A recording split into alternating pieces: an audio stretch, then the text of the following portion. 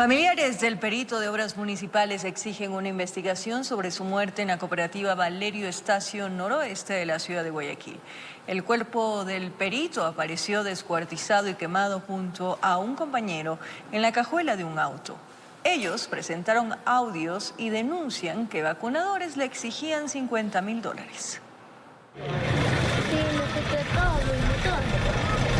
Que alguien pague, que alguien envíe el dinero. Yo me voy a morir. ¡Qué horrible! Ustedes no se imaginan, mi hijo ingeniero no es delincuente. El macabro hallazgo alteró a los habitantes del bloque 5 de Valerio Estacio el pasado jueves 22 de febrero. Antes, el ingeniero Kenny PC fue secuestrado con un compañero de la fiscalizadora que vigilaba a una contratista municipal a cargo de aceras y bordillos en Flor de Bastión. En obra, 2 de la tarde.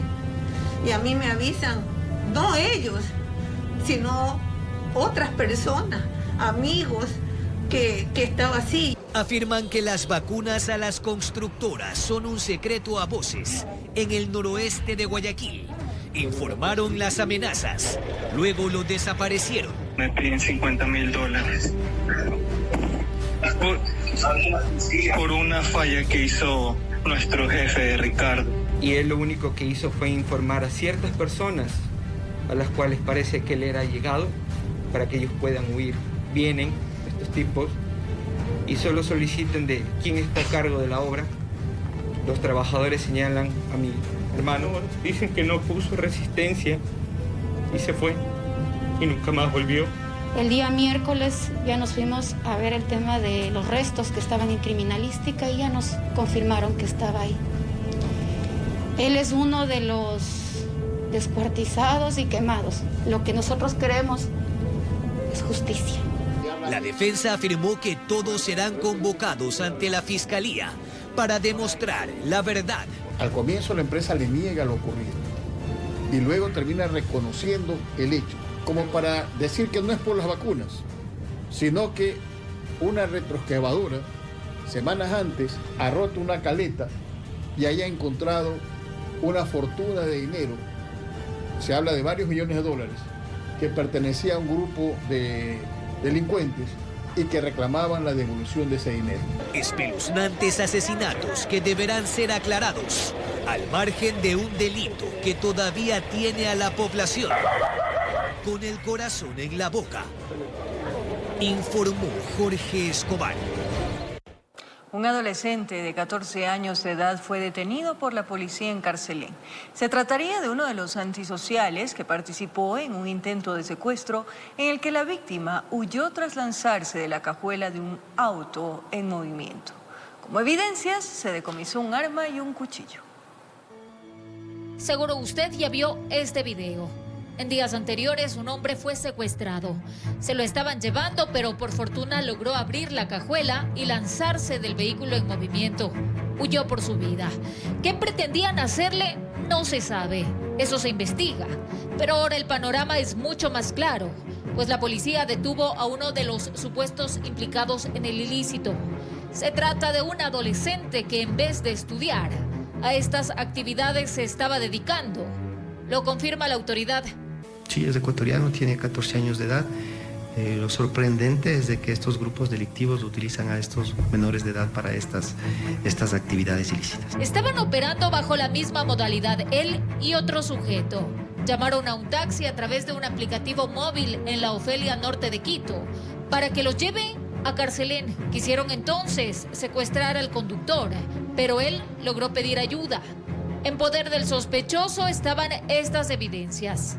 Está con el Departamento de Criminalística para realizar todas las pericias de ley y necesarias y tratar de identificar si es que esa arma ha participado en algún hecho delictivo dentro de nuestro distrito o a su vez del Distrito Metropolitano de Quito, o si es que esa arma está vinculado a cualquier muerte violenta. El menor está aislado, y es que ellos son presa fácil de los delincuentes, que les ofrecen unas cuantas monedas a cambio de hacer el trabajo sucio. Los uniformados están tras la pista del resto de implicados en esta banda. Informó Marilyn Jaramillo.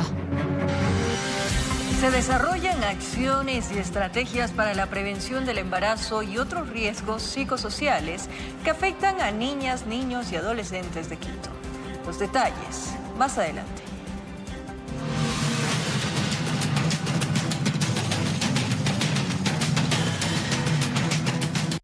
Operativos militares en las provincias de Orellana y Sucumbíos permitieron localizar bases de descanso de presuntos grupos irregulares. Además, encontraron un laboratorio de procesamiento de drogas.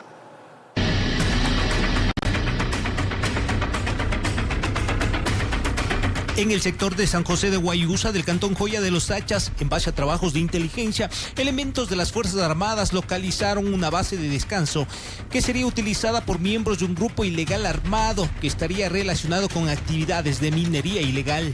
Ejecutando un reconocimiento de vigilancia terrestre donde se identificó un campamento tipo militar, el cual era utilizado como lugar de descanso. En el sitio encontraron 20 carpas tipo militar, 4 motores de luz eléctrica, una motosierra, 11 radios Motorola, 14 colchones, electrodomésticos, 8 canecas de combustible y 4 cilindros de gas. Se procedió a la destrucción del campamento y todo el material que se encontraba en su interior se entregó a los delegados de la Policía Nacional competentes. Así también en Xuxufindi, provincia de Sucumbíos, inteligencia militar alertó una patrulla de la ubicación de una vivienda que era utilizada aparentemente para almacenar y vender armas y municiones. El operativo dejó 2 detenidos, así como el decomiso de 14 municiones, una subametralladora, un revólver y 2 escopetas. Los militares tomamos contacto con personal de la Policía Nacional para que procedan en el ámbito de sus competencias, con los aprendidos y las evidencias. Mientras en el cantón Putumayo, en el sector de San José de Huizuya, unidades de selva de las Fuerzas Armadas localizaron y destruyeron un laboratorio de procesamiento de drogas levantado en un área aproximada de 50 metros cuadrados con capacidad de producción de 300 kilos de drogas al mes. Donde se encontró una estructura de madera, un tanque de aproximadamente 3.000 galones, 500 galones de combustible, 6 bombas de succión, 100 metros de cable eléctrico, 100 metros de manguera negra. Operativos realizados en la frontera norte en defensa de la soberanía e integridad territorial. Informó Iván Casamen. Operativos antidelincuenciales en el sector de Chillogallo, al sur de Quito, permitieron la captura de una mujer con 800 dosis de sustancias sujetas a fiscalización. Según las autoridades, la droga estaría valorada en cerca de $1.000. El movimiento comercial y vial en el sector del puente de Chillogallo, en el sur de Quito, lo vuelve uno de los denominados puntos calientes. Los robos, a decir de los ciudadanos, están a la orden del día y a toda hora. Viene usted en su carro y vienen los arranchadores que le arranchan el teléfono y todo eso. Y a toda hora. A toda hora. Dicen que para transitar por el sector hay que andar con los ojos bien abiertos y los sentidos alertas para no caer en manos de los delincuentes. Tenemos que estar, como dicen, pilas en las cosas, porque si no nos van arranchando, nos van quitando las cosas. Situación que la policía del distrito Quitumbe intenta mejorar con la presencia de los uniformados de manera estratégica. Los operativos, dice el coronel Jorge Rodríguez, están enfocados en perfilar a vehículos y motocicletas que puedan estar inmersos en posibles delitos. Tenemos acá más, también es robo de motocicletas. Entonces, por eso estamos haciendo este operativo enfocado a vehículos y a motocicletas, también para verificar cómo se encuentran con papel. El objetivo de estos operativos es crear una buena percepción de seguridad para las personas. Es así que el trabajo efectivo de la Policía Nacional logró la detención de una mujer que presuntamente se dedicaba al expendio de sustancias sujetas a fiscalización, pues en poder de la sospechosa encontraron 800 sobres azules con una sustancia blanquecina. Lo que estamos nosotros haciendo es sacando de circulación todo ese tipo de sustancias sujetas a fiscalización para que la ciudadanía no se inmiscuya en este tipo de situaciones. Dicen que el resguardo de los uniformados es constante, pero que intensificarán su presencia en los corredores viales, paradas de buses y unidades de transporte para irle ganando espacio a la delincuencia, informó Mauricio Sánchez. Un doble crimen se registró la noche de este viernes. Las víctimas son primos hermanos y fueron asesinados en el portal de una vivienda en el barrio El Porvenir. 2 hombres fueron acribillados la noche de este viernes en el barrio El Porvenir, en Manta, provincia de Manabí. Las víctimas recibieron más de 40 disparos. Él trabajaba en construcción, albañero. Yo, buena gente, no se metía con nadie, no tenía ningún antecedente. ¿Y el otro chico? También son parientes, vienen siendo primos hermanos. Este ataque al estilo sicariato se registró en la calle 296 y avenida 211. Varios sujetos llegaron en un vehículo y los acribillaron. Que al finalito estaba ahí en esa punta, en la esquina, con otro amigo más. Cuando en eso vinieron los criminales en una camioneta gris. Las víctimas fueron identificadas como Ronald Fuentes y Juan Quirós. Cada uno recibió más de 20 disparos. Sobre este hecho, la Policía Nacional no dio detalles al respecto. Teniente, solo detalles. No, señor. No, señor. Siga nomás. Déjanos trabajarse. Tras el ataque, el carro usado por los sicarios fue quemado, mientras en la escena del doble crimen se levantaron indicios y los cadáveres que fueron trasladados al Centro Forense de Manta. Con cámaras de Eduardo García desde la provincia de Manabí, informó Wendy Delgado. Habitantes del sur de Quito están a la expectativa por el cambio de la ruta alimentadora Solán del Recreo. ¿Cómo afectaría su movilidad? ¿Qué dicen las autoridades al respecto? Los detalles en breve.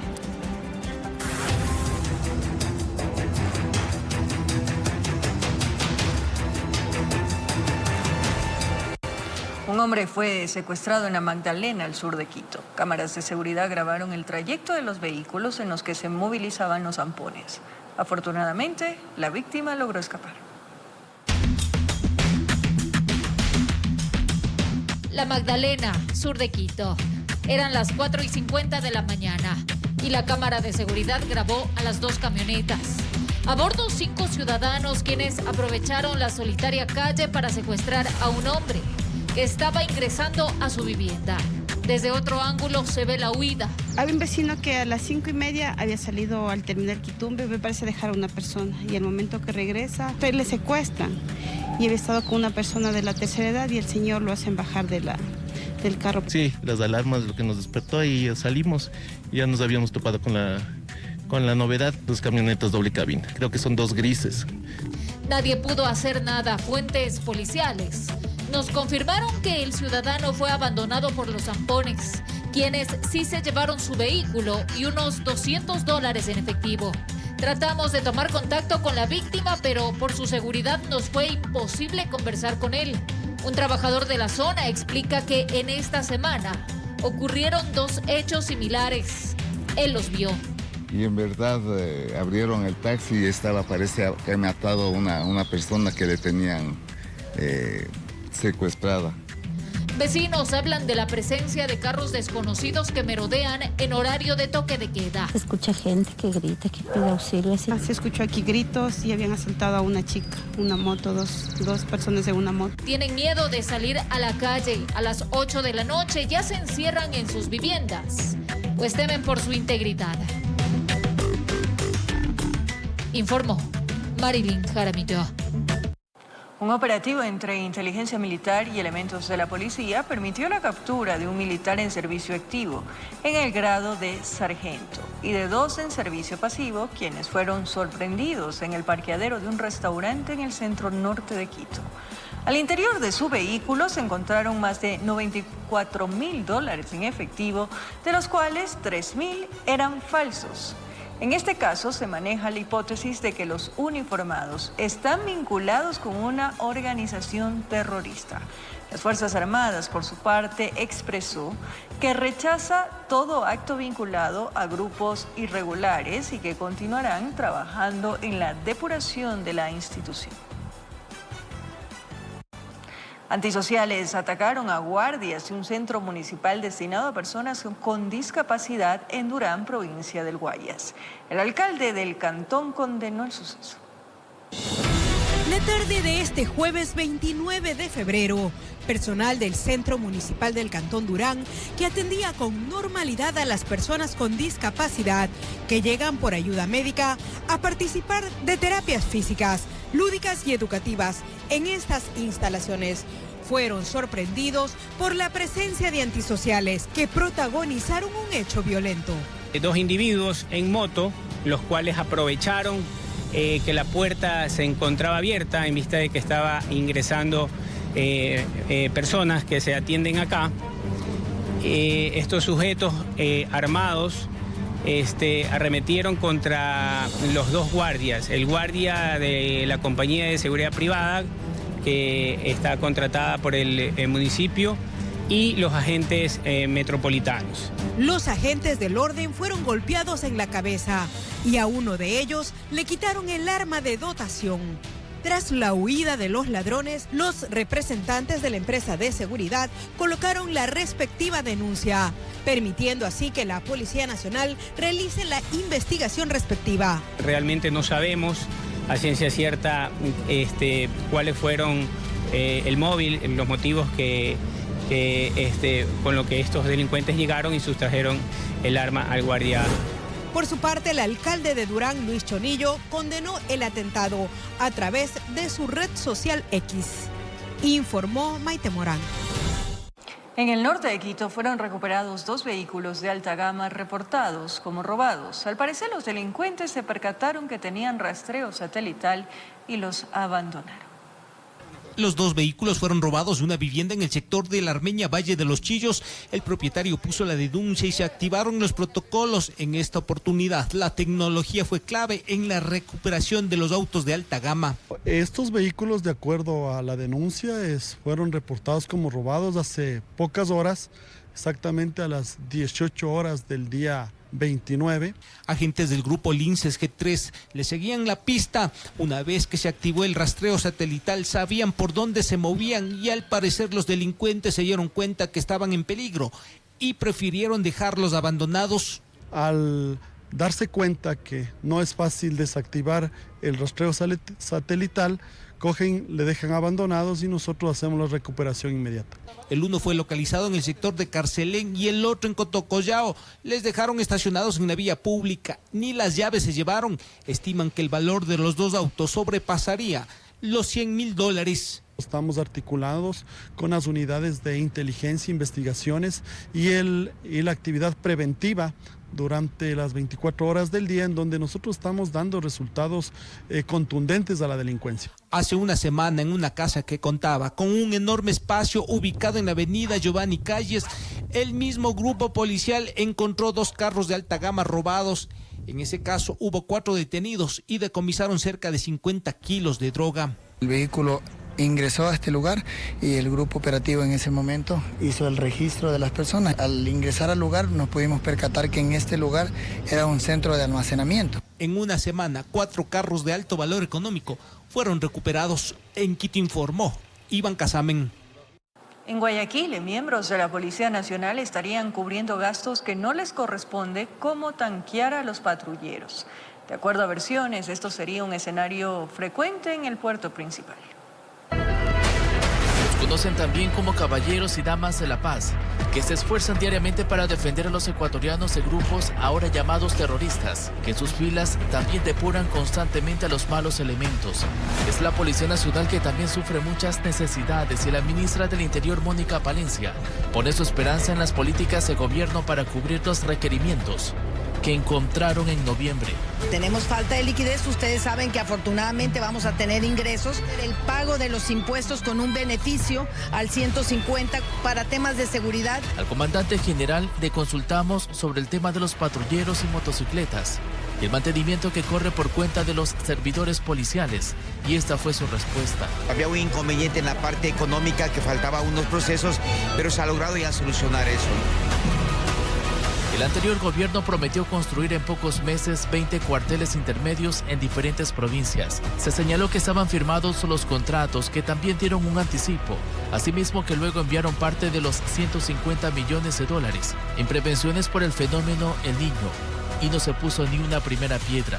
Y llegó el nuevo régimen que promete que esto será realidad. ¿Sí van a ser construidos? Claro que sí, como decía la señora ministra, el señor presidente ha creado varias alternativas, inclusive de pagos de impuestos, que va a venir directamente para la policía. En las próximas semanas saldrá a la calle una nueva promoción de policías. Se graduarán 2.735, con con los que se completan 65.000 elementos. Queremos ser fuerte en renovar el tema de las unidades de la UNASEX y otras unidades que están directamente vinculadas con el tema de la extorsión y los secuestros. Además, seguirán en una constante reparación respecto a derechos humanos, género normativo, legal, estrategias tácticas y procedimientos policiales. Y sobre la dotación de uniformes que no reciben desde hace más de 10 años. Aquí el señor comandante tiene un proyecto interesantísimo de unos hermosos uniformes que esperemos van a ustedes a ver a esa Policía Nacional con una imagen renovada. En el mes de febrero recibieron 1.752 radios con una inversión de $5.298.000 y 21.787 chalecos que costaron $11.500.000. No simplemente despilfarrar o comprar por cosas que son innecesarias. Debemos de darle a ellos la tranquilidad de que sus familias están bien, de que ellos van a estar bien y de que se los va a proteger a ellos más que a los criminales. En cuanto a la vivienda fiscal, a ellos que están con el pase en otras provincias, aún les toca padecer porque las que existen son insuficientes.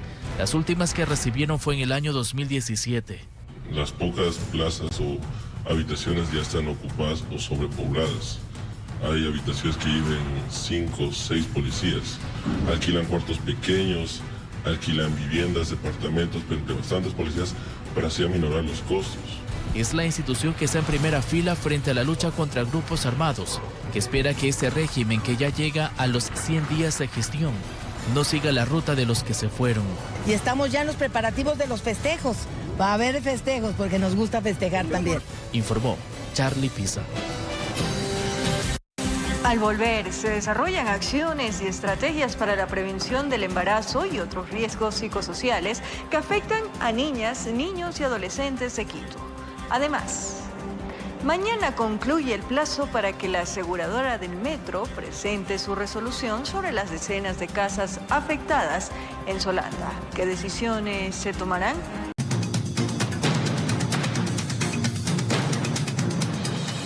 La Policía Nacional confirmó que los sujetos que apuntaron con armas de fuego a 2 agentes de tránsito son uniformados de la institución en servicio activo. Según el comandante del Distrito Metropolitano de Quito, son parte de la seguridad de una autoridad. Sus documentos, caballero, licencia y matrícula. Dígame con sus documentos, licencia y matrícula. No fue un incidente menor. 2 hombres se negaron a identificarse. Decían ser policías y apuntaron con armas de fuego a 2 agentes civiles de tránsito, quienes exigían un documento y justificación de por qué circulaban por el carril exclusivo del transporte público con vidrios polarizados y sin placas. Su identificación para botarlo al piso. Su identificación para botarlo al piso. Yo tampoco puedo darle nada, señor. Ante el incidente, el comandante de policía del Distrito Metropolitano de Quito confirmó que son uniformados en servicio activo, encargados de la seguridad de una autoridad pública que ha recibido amenazas de un grupo terrorista. De una persona que mantiene alto riesgo a su seguridad personal y familiar. Que el hecho respondió a que los agentes policiales detectaron un peligro inminente, mas no se trató de un abuso de quienes son parte de la cápsula de protección del funcionario público. Fue tomado como una amenaza el cruce de las motocicletas que se encontraban realizando los controles de tránsito al vehículo de la cápsula de seguridad. Por su parte, el alcalde de Quito expresó que se trató de un acto que ya fue superado, aunque expresó su rechazo al accionar violento de los policías en contra de los funcionarios de la Agencia Metropolitana de Tránsito. Cuidar la exclusividad del carril exclusivo, valga la redundancia, para el transporte público es parte de lo que tienen que hacer. Así que también hemos pedido que se entienda que ese va a ser nuestro rol y que deberemos seguirlo cumpliendo. En ese sentido, señaló que hay protocolos que tendrán que ser socializados con la policía para evitar que se produzcan este tipo de incidentes. En el estado de excepción solo permitiremos la excepción de la excepción. No buscamos en lo absoluto que el uso de vehículos sin placas se convierta en una regularidad. Lo entendemos y respetaremos cuando se trate de casos como los que se han señalado. A quien cuidaban es un gran misterio, pero reiteraron que las relaciones son las mejores y que el percance ya fue subsanado. Fumaron la pipa de la paz. Su identificación para botarlo al piso. Su identificación para botarlo al piso. Yo tampoco puedo darle nada, señor. En Quito informó Iván Casamen. En 5 tramos de la avenida Simón Bolívar son recurrentes los siniestros de tránsito. En uno de los puntos más peligrosos se instaló un radar educativo que detectó que varios vehículos circulaban a 145 kilómetros por hora, excediendo los límites permitidos.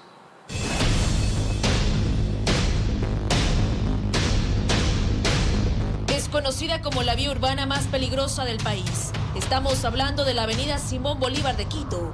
Las condiciones geográficas, el estado de los vehículos y el factor humano inciden en los siniestros. La Agencia Metropolitana de Tránsito ha identificado 5 tramos en los que son recurrentes los accidentes. A la autopista Jean Rumiñahui con la Simón Bolívar, la Universidad Internacional, el Troje Forestal y cerca de los Conquistadores. Esos son los 5 lugares de mayor cantidad de siniestros. A lo largo de la avenida Simón Bolívar hay 6 fotorradares. Los conductores conocen bien su ubicación y bajan la velocidad. Uno nuevo se instaló a la altura de la Universidad Internacional, uno de los tramos más peligrosos. Se trata de un radar educativo y no sancionatorio que detectó que algunos vehículos circulan hasta 145 kilómetros por hora, excediendo los límites permitidos. Sobre los 100, uno se convierte como estoy circulando en un ataúd. Es causa de detención, ¿no? Es sancionado una multa de $460, 10 puntos menos su licencia. El irrespeto a los límites de velocidad es una de las principales causas que provocan siniestros de tránsito, a la que se suma el consumo de alcohol. Según las estadísticas, en lo que va del 2024 en la Simón Bolívar, se han registrado 20 accidentes con 11 lesionados y 4 fallecidos. El año anterior tuve 3 y este tengo 4. La diferencia es que este año he subido un fallecido, pero este fallecido también es un menor de edad de 12 años, ¿no? Entonces, la idea es que nosotros tengamos 0. En un recorrido por esta avenida nos encontramos con cruces que han colocado las familias que perdieron a un ser querido.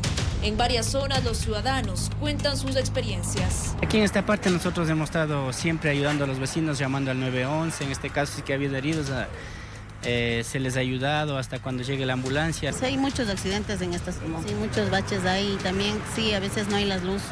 Dispositivos de pacificación, mantenimiento, señalización, rediseño de la vía, una concesión y campañas preventivas son parte de las acciones que pretenden cambiar la realidad de la avenida Simón Bolívar. Informó Priscila Cadena.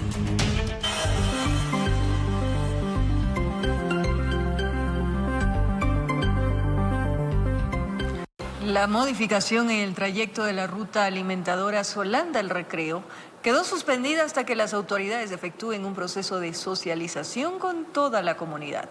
Las autoridades señalaron que el cambio respondía a los resultados de un estudio técnico de afectación del suelo.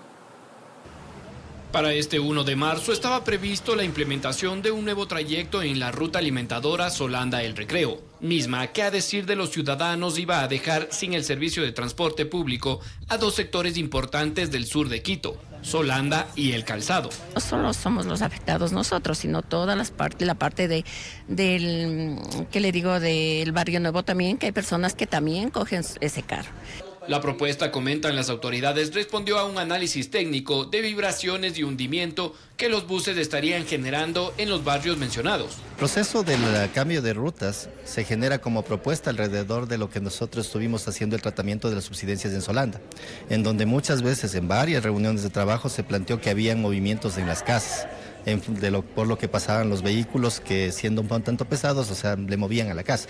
A los 6 años se han dado cuenta de que se están hundiendo las calles, a los 6 años. Si usted camina por la calle J, es una calle que está hundida desde hace mucho tiempo atrás. Pero no dejar sin transporte, como dicen los señores del Calzado. Nos quitan eso y todo el Calzado no tiene un bus. Ante la problemática, residentes de Solanda y El Calzado mantuvieron una mesa de trabajo con representantes de las entidades municipales y el concejal Fidel Chamba, en donde acordaron suspender la medida hasta realizar un proceso de socialización con la comunidad. Las rutas que han venido dando servicio aquí en Solanda y en El Calzado, de acuerdo a la resolución que se ha tomado, conjuntamente con la Secretaría de Movilidad, Secretaría de Seguridad, EMOP y demás instituciones que han venido a esta mesa de trabajo, justamente se va a seguir manteniendo. Señalaron que con estas socializaciones también se evaluarán afectaciones, movilidad y alternativas para no dejar sin el servicio a los más de 120.000 ciudadanos que viven en estos sectores. La comunidad también aporte en función de ver cómo se median las cosas, es decir, técnicamente si hay un problema o no en la vibración de las casas, y también qué es lo que pasa con la ruta definitiva. Cambiar buses más pequeños o hacerle más larga la ruta por otros puntos.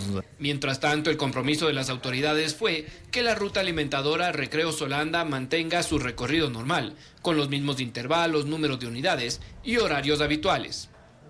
Informó Mauricio Sánchez. Se desarrollan acciones y estrategias para la prevención del embarazo y otros riesgos psicosociales que afectan a niñas, niños y adolescentes de Quito. Les contamos más en breve. En Ecuador, el tráfico de vida silvestre, como la venta de aletas de tiburón o la piel de jaguar, es un delito y representa un grave problema para el país. Instituciones municipales y de la sociedad civil firmaron un convenio para prevenir estos casos. Ecuador es uno de los 17 países más biodiversos del mundo. Especialmente Quito es reconocida como la capital de la biodiversidad por sus hermosos ecosistemas y cientos de miles de especies. Pero aquí hay un grave problema, el tráfico de vida silvestre. Nosotros prácticamente dentro del distrito metropolitano de Quito tenemos un pequeño análisis entre 14 y 30 especies que se trafican, especies nativas del distrito metropolitano de Quito. Sin embargo, esto genera en un macro 20.000 millones de dólares en tráfico de vida silvestre. A propósito de esta importante problemática que envuelve a nuestro país, la Secretaría de Ambiente de Quito, Corporación Quiport, WSS Ecuador, la Empresa Pública Metropolitana de Servicios del Aeropuerto de Quito, el Fondo Ambiental y la Empresa Metropolitana de Movilidad y Obras Públicas firmaron este viernes un convenio de cooperación para la prevención del tráfico de vida silvestre a escala nacional y en el Distrito Metropolitano de Quito. Este acuerdo permitirá promover alianzas para prevenir el tráfico de vida silvestre en el sector del transporte, aeropuertos y otros puntos estratégicos de entrada y salida para el comercio internacional. Una de las primeras acciones a propósito de este acuerdo será la difusión continua de un video en todas las pantallas del Aeropuerto Internacional Mariscal Sucre. Este video contendrá el mensaje de que en Ecuador el tráfico de vida silvestre es un delito. Ahí uno de los problemas grandes que tenemos en el Ecuador es el tráfico, por ejemplo, de aletas de tiburón. Sí, que supuestamente en el mercado asiático, aparte de ser muy demandados para temas alimenticios, tienen supuestamente ciertos poderes curativos o médicos que fomentan ese tipo de tráfico. Informó Mía Sabeli Carrera.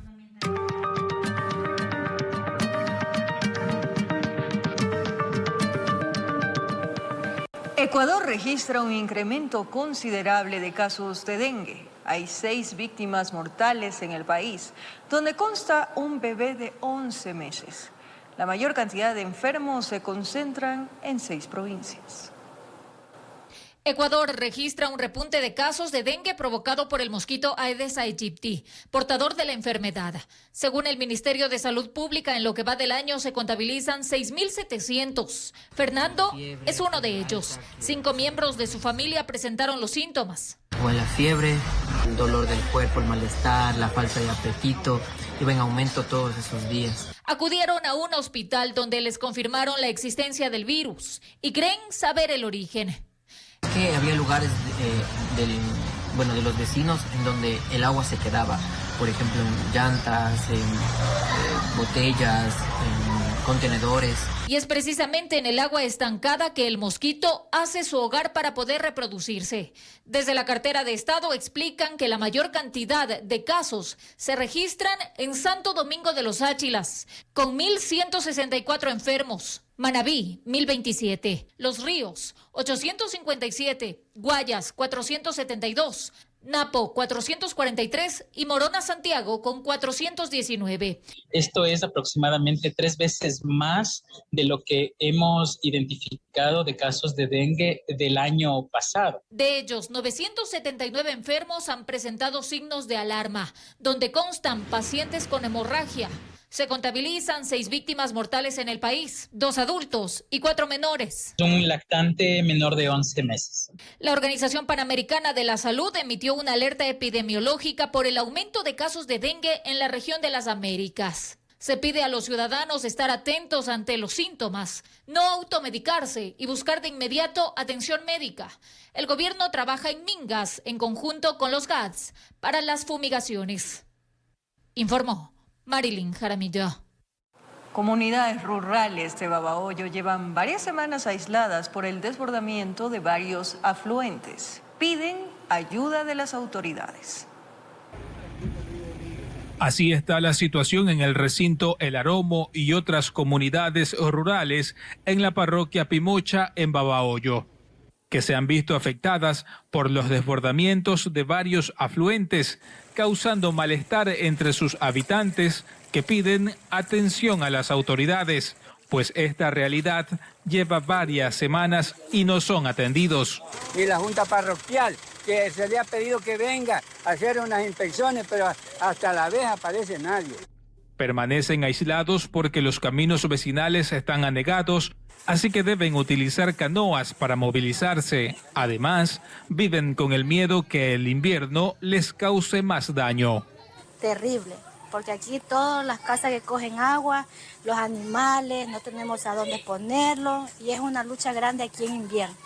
La inundación impide realizar labores agrícolas, que es el sustento principal en la zona. Por esta razón esperan ayuda de organismos de socorro o personas que donan alimentos, como el concejal Aparicio Velázquez, que llegó con víveres para personas damnificadas. Vamos a entregar más de 1.000 raciones a las personas que están afectadas bajo agua. Cuanto mayor es el tiempo que llevan inundados, mayor será el riesgo que colapsen pozos de agua potable y fosas sépticas.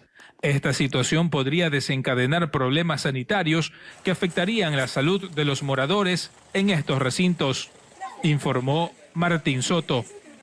Mientras que en Manabí, zonas agrícolas de al menos 5 cantones han sido duramente golpeadas por las inundaciones.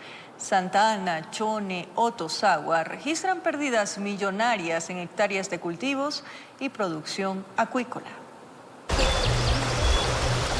El invierno ha golpeado duramente al sector productivo de Manabí. Solo en comunidades como La Greda calculan pérdidas por los $3 millones. Hay unas 500, 600 hectáreas cultivables, fuera de las hectáreas que también consideran de camarón y de cultivo de agua, de peces de agua dulce. ¿Todas afectadas?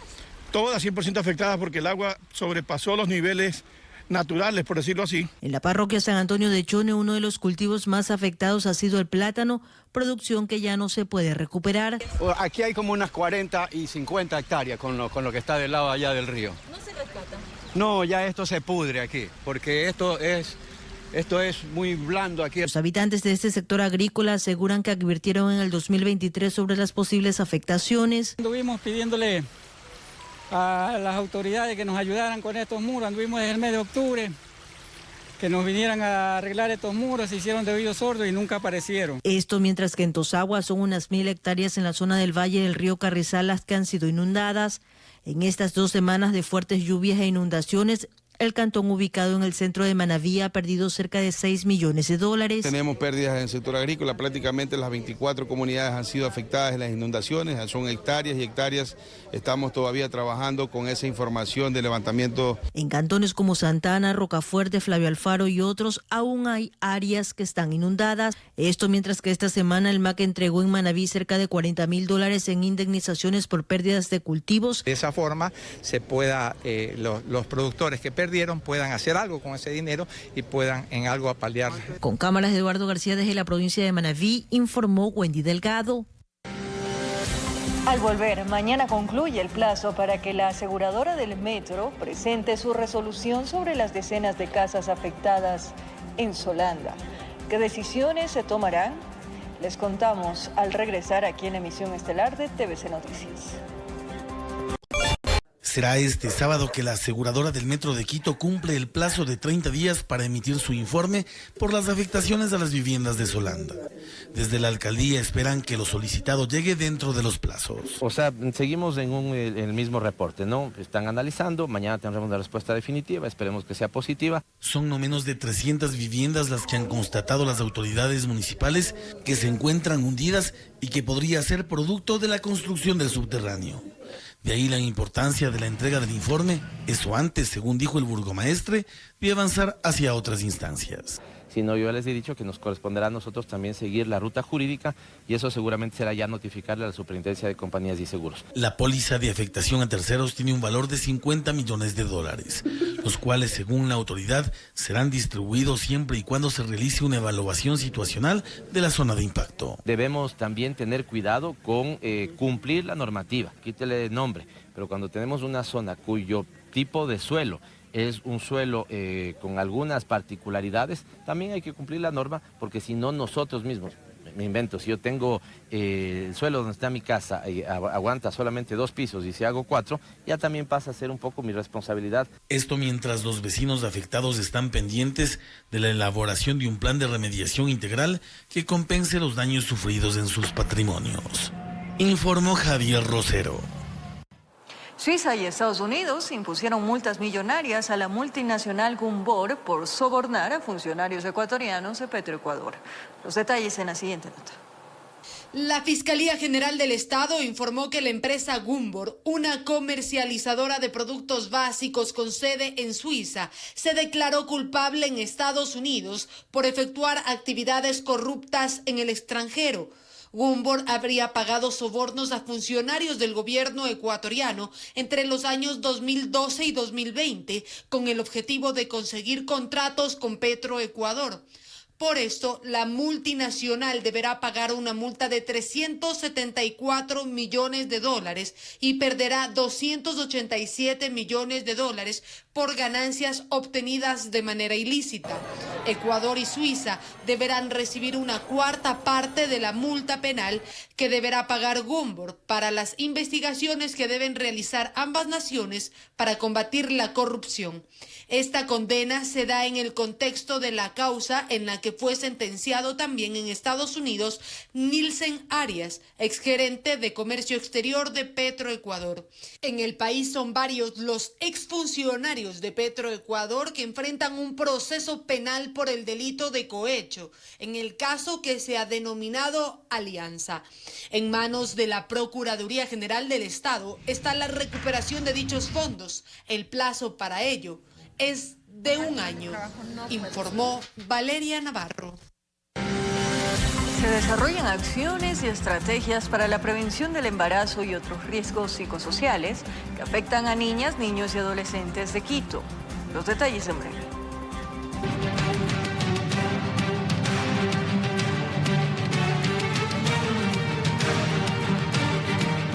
Atención, el gobierno ecuatoriano solicitó a México la autorización para ingresar a su embajada en Quito con el objetivo de capturar al ex vicepresidente Jorge Glass, quien se encuentra en calidad de huésped. La Cancillería de Ecuador solicitó a la Embajada de México que se permita a las fuerzas del orden ingresar a la sede diplomática para capturar a Jorge Glass y así dar cumplimiento con la disposición de la Corte Nacional de Justicia. No existe ni siquiera la obligación de México de tener que responder. Entonces, se habla de una relación cordial de buena fe entre países amigos. Lo mínimo es una respuesta a la misiva. Pero si es que no hay una obligación, si es que no hay un tiempo, y si es que el Ecuador no puede ingresar y romper este principio de la inviolabilidad, porque lo hace. En mi criterio, porque está haciendo bien en ejercer esta presión. México, usted ya responda. ¿Le va o no le va a otorgar el asilo?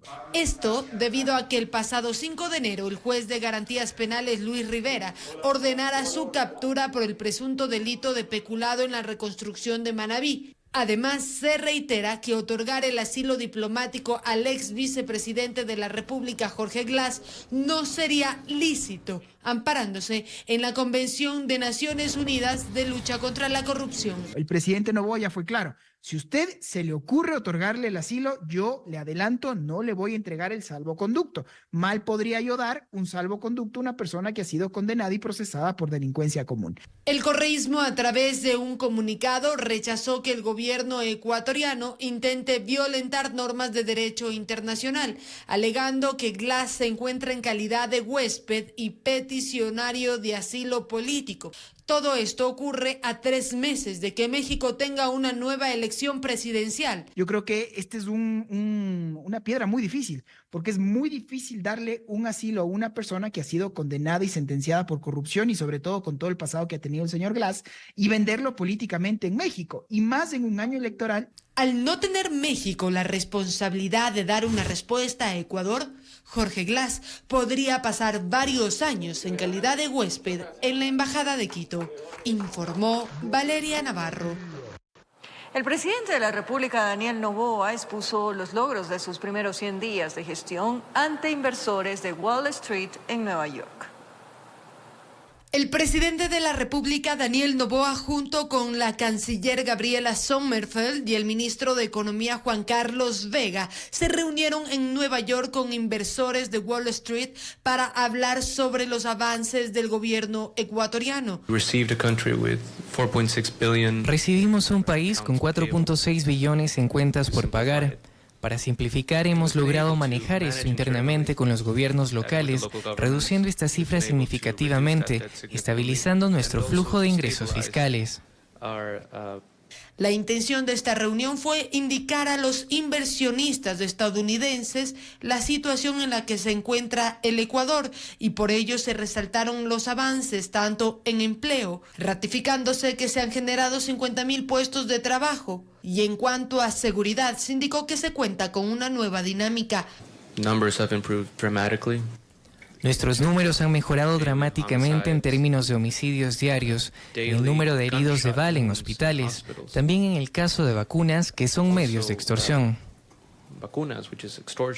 El primer mandatario, Daniel Noboa, además señaló que los poderes del Estado han podido trabajar articuladamente.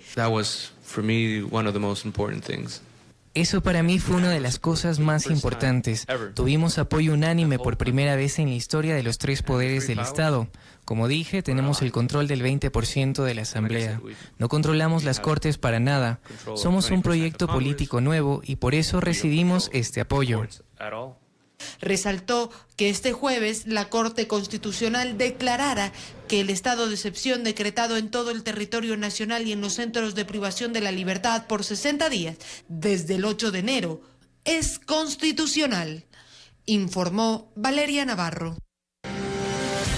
Desarrollan acciones y estrategias para la prevención del embarazo y otros riesgos psicosociales que afectan a niñas, niños y adolescentes de Quito. Los detalles más adelante, aquí en Emisión Estelar de TVC Noticias. Los municipales firmaron el acuerdo para la protección de las niñas, niños y adolescentes. La iniciativa busca impulsar 11 objetivos de políticas públicas para prevenir el embarazo adolescente y la violencia de género. Según cifras de las Naciones Unidas, en el Ecuador, 5 niñas menores de 14 años dan a luz cada día. Y durante el 2022 se registraron 1.921 violaciones de este grupo vulnerable, situación que no es ajena del Distrito Metropolitano de Quito, donde el mismo año se registraron 1.986 nacidos vivos, 32 nacidos muertos y 1.507 egresos hospitalarios por aborto o complicaciones en el parto. Esto hace que en Quito se hayan registrado no los 1.986 nacimientos, sino 3.527 embarazos en niñas de 10 a 19 años. Y el 43% de estos hechos corresponden justamente a interrupciones de esos embarazos. A esto hay que sumarle que la Secretaría de Inclusión Social del Cabildo registró 3.500 casos de amenazas o vulneración de derechos durante el 2023 y en lo que va del año ya se han presentado 265. Entre noviembre y diciembre del 2023, los tipos de violencia más recurrentes en estos entornos fueron la violencia física, la negligencia y la psicológica. Lastimosamente, los ambientes más recurrentes en donde se da la violencia son justamente el entorno intrafamiliar y el educativo. Cifras que reflejan una cruda realidad donde la aplicación de políticas públicas son las más importantes para evitar que sigan creciendo. Y en este marco, la Secretaría de Salud, junto a varias instituciones municipales y no gubernamentales, suscribieron un acuerdo que busca ponderar políticas públicas en 11 temas de prevención, educación integral, cero tolerancia al acoso, masculinidades y roles, entre otras temáticas. Esta tiene que ser una ciudad que erradique la violencia. Y por eso estamos trabajando tanto en la erradicación de la violencia contra las mujeres, la erradicación de la violencia contra los adolescentes, contra niños y contra niñas. Y en este sentido vamos a buscar institucionalizar la educación integral en sexualidad en todos los niveles educativos y servicios municipales con un enfoque de derechos humanos, interculturalidad, inclusión y de género, libre de violencias y de todo tipo de discriminación. Las estrategias y planes serán presentados en un plazo de 60 días y se realizarán mesas evaluadoras para conocer el cumplimiento de los objetivos y atención a los niños, niñas y adolescentes de la capital, informó Mauricio Sánchez. Momento de despedirnos, amigos, que tengan un buen fin de semana, que lo disfruten con sus familias y seres queridos. Gracias por la compañía, el cariño y la fiel sintonía. Un abrazo grande.